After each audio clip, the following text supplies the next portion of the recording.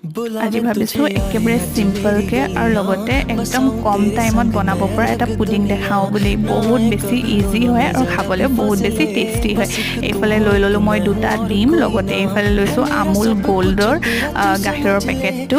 আমুল গোল্ডটো দিলে খাবলৈ বেছি টেষ্টি হয়। আৰু এইফালে আন্দাজমতে চেনি লৈ লৈছোঁ। আপোনালোকে যিমান পৰিমাণে মিঠা খায় সেইটো পৰিমাণে আপোনালোকে চেনি লৈ ল'ব পাৰে। আৰু এইফালে মই দিছোঁ মেৰি গোল্ডৰ বিস্কেট।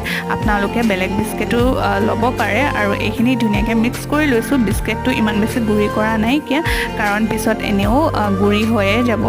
আৰু এইফালে এতিয়া চচপেন এটা লৈ লৈছোঁ আৰু ইয়াত অকণমান পানী দিছোঁ আৰু একদম ল' ফ্লেমত আছে। আৰু এতিয়া ধুনীয়াকৈ দেখিছে নহয়, যিখিনিত মানে যিটো সৰু এটা মই চচপেনত দিছিলোঁ।